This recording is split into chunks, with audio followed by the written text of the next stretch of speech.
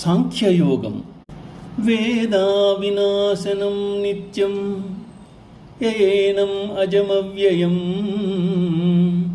కథం స పురుషః పార్థ కం ఘాతయతి హంతికం.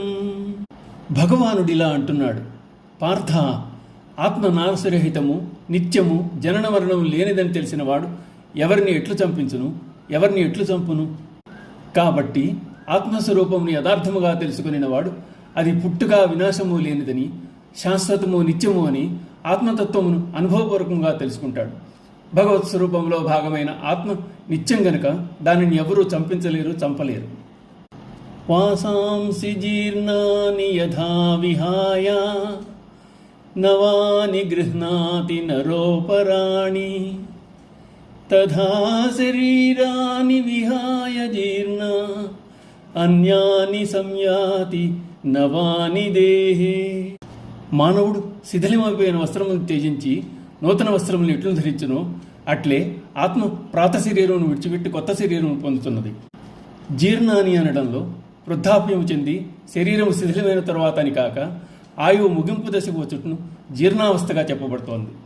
స్థూలము, సూక్ష్మము, కారణము అని శరీరం 3 విధాలు. జీవాత్మ ఒక శరీరం వదిలి వేరొక శరీరం చేరినప్పుడు వారి వారి కర్మలను, స్వభావమును అనుసరించి సూక్ష్మ రూపం ప్రస్తుత శరీరమును వదిలి తదనుగుణ రూపమైన స్థూల రూపాన్ని ప్రవేశిస్తోంది. ఉపాధులు మారినా వాటికి సాక్షీభూతమైన ఆత్మ కొంచెమైనా మారక నిశ్చలంగా ఉంటుంది. జీవుని వాస్తవ రూపం ఆత్మయే గాని దేహం కాదు. చెట్లకున్న పండుటాకులు రాలిపోయి కొత్త చిగురులు వచ్చినట్లు మానవుడు శిథిలమైన దేహమును విడిచిపెట్టవలసిందే, నూతన శరీరధారణ చేయవలసిందే. అయితే జ్ఞానాగ్ని చేత కర్మ సంచయాన్ని కాల్చివేస్తే పునరపి జననం, పునరపి మరణం అన్న దాని నుండి తప్పించుకోవచ్చు. అదే జీవన్ముక్తి, అదే ఉత్తమమైంది.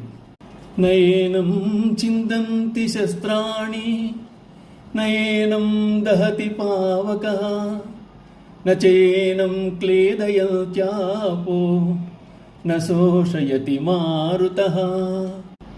ఆత్మను శస్త్రములు ఛేదింపజాలవు, అగ్ని దహింపజాలదు, నీరు తడుపజాలదు, వాయువు ఆర్పివేయ సమర్థము గలది కాదు. శరీరము స్థూల రూపం అనగా భౌతికం, అది అనిత్యం, కల్పిత సాకార వస్తువు. మనస్సు సూక్ష్మ రూపం, ఆత్మ మనస్సు కన్నా సూక్ష్మమైంది. ఆత్మ నిత్యం, నిరాకారం. అందువల్ల పృథ్వీతత్వం గల శస్త్రాదులు, పంచభూతములైన నింగి, నేల, నిప్పు, నీరు, గాలి మొదలైనవి స్థూల రూపమునే బాధించగలవు కానీ సూక్ష్మ రూపమును కాదు. ఓం నమో భగవతే వాసుదేవాయ.